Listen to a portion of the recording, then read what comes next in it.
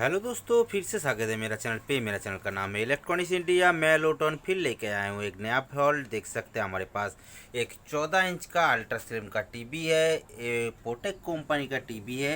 ये local made का दोस्तों, ये लोकल मेड का टीवी लेके आया हूँ। इसका प्रॉब्लम देखूंगा, सॉल्यूशन करके भी बताऊंगा। तब तक हमारा वीडियो लास्ट तक देखते रहिए। और मेरा चैनल पे जो नया दोस्त है उसको कहूँगा मेरा चैनल को जरूर सब्सक्राइब कर लेना, बेल आइकन को दबा देना, ऑल नोटिफिकेशन ऑन कर देना। जब भी मैं नया वीडियो लेकर आऊँगा आप लोगों को मिलते रहेंगे। ठीक है दोस्तों, इस टीवी का प्रॉब्लम क्या है वो पहले देख लेते हैं। दोस्तों, जब मैं टीवी को पावर इन करता हूँ, पावर देता हूँ, पावर देने के बाद जो हमारा पावर इंडिकेटर जलना चाहिए था वो पावर इंडिकेटर नहीं जल रहा है।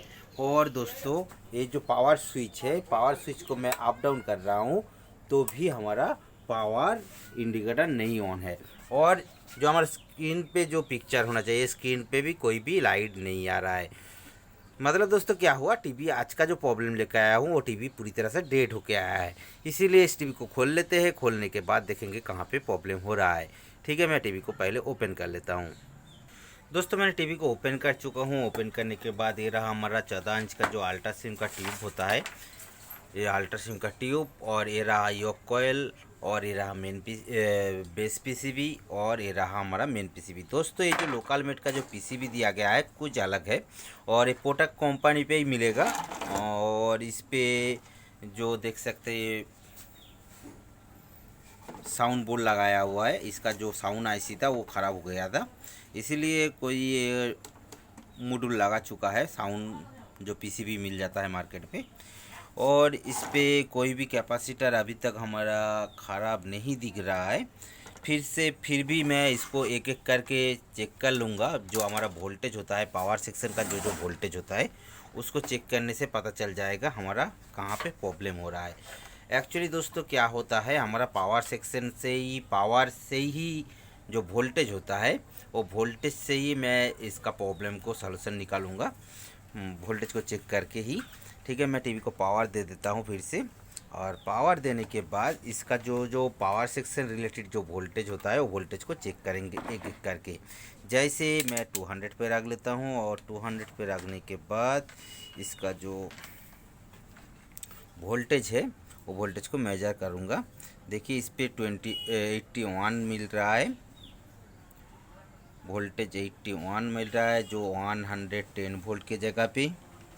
और दूसरा पॉइंट पे भी देख लेते हैं, 27 वोल्ट का पॉइंट पे हमारा मिल रहा है 18 वोल्ट। और इस पे हमारा मिलेगा 12 वोल्ट पे जगह पे 8 वोल्ट मिल रहा है। और इस पे 14 वोल्ट के जगह पे कितना वोल्ट मिल रहा है, जो साउंड सेक्शन पे 12 वोल्ट मिल रहा है। मतलब क्या हुआ, हमारा जो पावर सेक्शन का जो 110 वोल्ट वो भी वोल्टेज लो है। सभी वोल्टेज थोड़ा थोड़ा करके लो आ रहा है। जैसे 28 पे हमारा मिल रहा है 18 वोल्ट मिल रहा है और 28 वोल्ट नहीं मिल रहा है। इसीलिए इसका जो मेमोरी सिस्टम है, मेमोरी सिस्टम पे चला जाता हूँ। मेमोरी सिस्टम पे जो हमारा 8 वोल्ट मिल रहा था पावर सेक्शन से, और पावर सेक्शन से मिलने के बाद हमारा वोल्टेज, इस पे एक वोल्टेज तैयार हो जाता है जो 5 वोल्ट वोल्टेज होता है।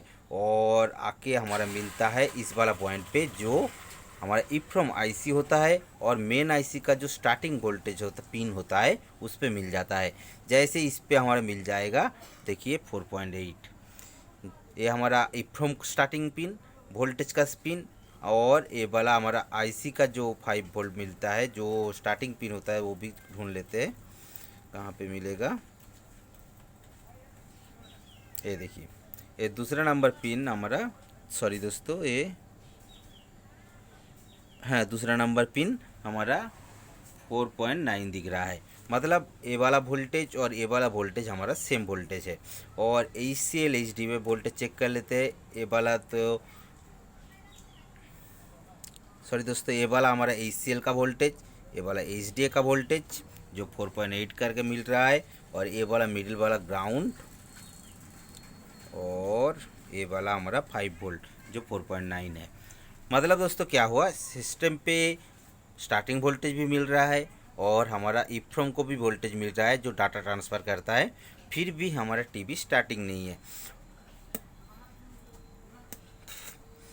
लेकिन दोस्तों स्टार्टिंग तो नहीं हो रहा है। और एक चीज़ देख लेता हूँ, जो हमारा 5 वोल्ट 8 वोल्ट बनना शुरू हुआ कि नहीं, क्योंकि ये जो 5 वोल्ट मिलने के बाद, ये जो स्टार्टिंग वोल्टेज मिलने के बाद ही हमारा स्टैंड बाई रिलीज हो जाता है, और रिलीज होने के बाद इस पे हमारा 5 वोल्ट मिल जाता है, जो हमारा ट्यूनर सेक्शन पे 5 वोल्ट मिल जाता है, और इस वाला पिन पे हमारा 8 वोल्ट मिल जाता है, जो हमारा आई के लिए वोल्टेज लिए काम करता है। लेकिन दोस्तों दोनों पिन पे ही कोई भी वोल्टेज नहीं आ रहा है। देखिए ये हमारा 8 वोल्ट का पिन है, देखिए 0 वोल्ट आ रहा है, और ये 5 वोल्ट के जगह पे देखिए 0.3 वोल्ट आ रहा है। मतलब क्या हुआ, हमारा सिस्टम पे जो 5 वोल्ट 8 वोल्ट रेगुलेटर सेक्शन पे बनना चाहिए था, वो वाला वोल्टेज अभी तक नहीं बन रहा है। उसके लिए क्या क्या चेक करना है, ये जो हमारा 12 वोल्ट आता है, 12 वोल्ट आने के बाद ये हमारा रेगुलेटर पॉइंट, जैसे ये वाला 12 वोल्ट का पॉइंट से आके ये वाला रेगुलेटर पॉइंट पे हमारा वोल्टेज तैयार होता है। जैसे एक तो वोल्टेज बन रहा है, कौन सा वोल्टेज बन रहा है देख लेते हैं। जो हमारा 5 वोल्ट जा रहा है, जो फ्रॉम आईसी को ए वाला पॉइंट से हमारा 5 वोल्ट मिल रहा है, लेकिन इस पे हमारा 5 वोल्ट और 8 वोल्ट नहीं मिल रहा है। और जब तक हमारा 5 वोल्ट 8 वोल्ट नहीं मिलेगा तब तक हमारा सिस्टम स्टार्टिंग नहीं लेगा, और हमारा हॉरिजॉन्टल और वर्टिकल सेक्शन पे जो फ्लिप बनना चाहिए वो वाला फ्लिप नहीं बनेगा। इसीलिए ये 5 वोल्ट 8 वोल्ट को बनाना, वोल्टेज आना ज़रूरी है। और ये जो एक ट्रांजिस्टर दिया गया है, ये हमारा स्विचिंग ट्रांजिस्टर कहा जाता है, जो हमारा 12 वोल्ट को इनपुट को ऑफ ऑन करता है। ये ग्राउंड है, ये हमारा 7.8 दिख रहा है, और ये भी कोई भी वोल्टेज नहीं दिख रहा है। मतलब इसका जो स्टैंड बाई पिन है, स्टैंड बाई पिन से रिलेटेड पॉइंट होके हमारा आता है इस वाला पॉइंट से, और स्टैंड बाई को रिलीज करने के बाद ही हमारा ये वाला पिन हमारा 12 वोल्ट निकलेगा, और निकलने के बाद हमारा सिस्टम पे 5 वोल्ट 8 वोल्ट बनना शुरू होगा।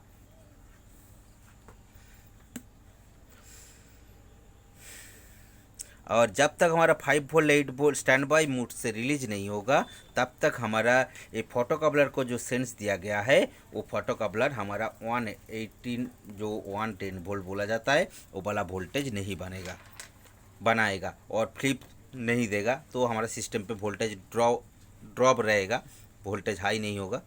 इसीलिए एक इसका जो स्टैंड बाई पिन है, दोस्तों कीपैड पिन है, वो कीपैड पिन को चेक कर लेते हैं। कीपैड पिन जो होता है वो कहाँ पे, ए वाला पिन है दोस्तों। इस पे देखिए IR 5 वोल्ट LED ग्राउंड, ये तो हमारा सेंसर का पॉइंट का पिन है। लेकिन ये जो पिन है वो हमारा जो आगे वाला जो स्विच का जो बोर्ड PCB होता है, वो स्विच का पॉइंट है। इसको क्या करेंगे, एक बार टच करेंगे। टच करने से क्या होगा, जो हमारा टीवी पे जो वोल्टेज तो मिल रहा है 5 वोल्ट, जो स्टैंड बाई से जो स्टार्टिंग वाला वोल्टेज, वो वाला वोल्टेज आने के बाद हमारा स्टैंड बाई को रिलीज करने के लिए इसको स्टैंड बाई टच करना है।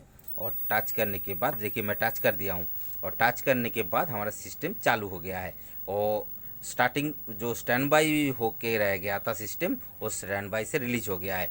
जैसे देखिए मैं बता रहा था, ये तो हमारा 5 वोल्ट मिल रहा था, इस पे हमारा जो स्टार्टिंग वोल्टेज 5 वोल्ट मिल रहा था, देखिए 4.9 मिल रहा था, वो 5 वोल्ट हो गया है। और दूसरा पिन पे देखिए, जो इस पे भी कोई भी वोल्टेज नहीं था, वो देखिए 8.2 मिल रहा है, और ये देखिए हमारा मिल रहा है 4.9।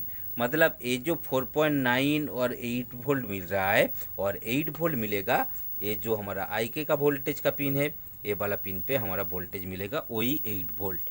और जो 5 वोल्ट हमारा वोल्टेज नहीं था इस वाला पॉइंट पे, वो 5 वोल्ट भी मिलेगा, देखिए 5 वोल्ट मिल रहा है। मतलब दोस्तों क्या हुआ, हमारा सिस्टम पे जो स्टैंड बाई होके रह गया था, वो स्टैंड बाई रिलीज हो गया है। और रिलीज होने के बाद देखिए पावर सेक्शन पे क्या हुआ, जो हमारा 18 वोल्ट दिख रहा था, 80 वोल्ट दिख रहा था, वो वाला वोल्टेज 112 वोल्ट हो गया है। और उसके बाद जो हमारा 27 वोल्ट का पॉइंट पे हमारा 18 वोल्ट मिल रहा था, देखिए 26 वोल्ट मिल रहा है। और जो 12 वोल्ट का पॉइंट था, वो 12 वोल्ट मिल रहा है, जो 8 वोल्ट तक आ रहा था, वो 11.1 वोल्ट आ गया है। और उसके बाद जो 14 वोल्ट का जो पॉइंट था, जो साउंड सेक्शन के लिए दिया गया था, देखिए वो 14 वोल्ट नहीं दोस्तों, ये 17 वोल्ट का पॉइंट है, और ये 17 वोल्ट मिल रहा है। मतलब क्या हुआ, पावर का जो वोल्टेज हमारा ड्रॉप हो गया था, वोल्टेज लो हो गया था, वो हमारा सिस्टम स्टैंड बाई मोड पे था। और स्टैंड बाई मोड पे रहने से हमारा ये फोटो कपलर को सेंस दिया गया है रेगुलेटर सेक्शन से, जो जब तक हमारा रेगुलेटर नहीं ऑन होगा तो हमारा स्टैंड बाई का जो वोल्टेज नहीं आएगा, तो हमारा आउटपुट जो वोल्टेज होता है पावर सेक्शन से, वो वाला वोल्टेज भी ड्रॉप रहेगा। और ड्रॉप रहने से हमारे पार्ट्स का कोई भी नुकसान नहीं होता है, इसीलिए ये वाला सिस्टम बनाया गया है।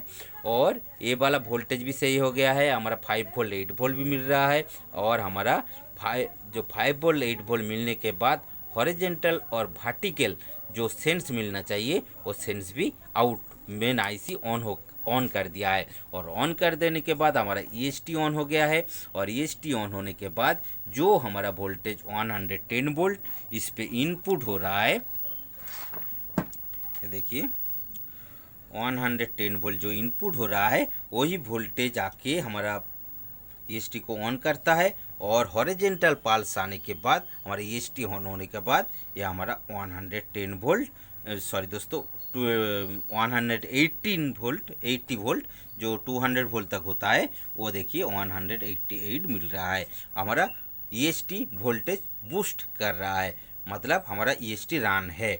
और उसके बाद हमारा 180 वोल्ट मिलने के बाद हमारा बेसबोर्ड को सप्लाई मिल जाता है। और बेसबोर्ड को सप्लाई मिलने के बाद देखिए इस पे हमारा बेसबोर्ड पे 180 वोल्ट मिलेगा। ए वाला पॉइंट पे देखिए 180 वोल्ट मिल रहा है। और ए वाला वोल्टेज मिलने के बाद हमारा CRT रन कर जाएगा।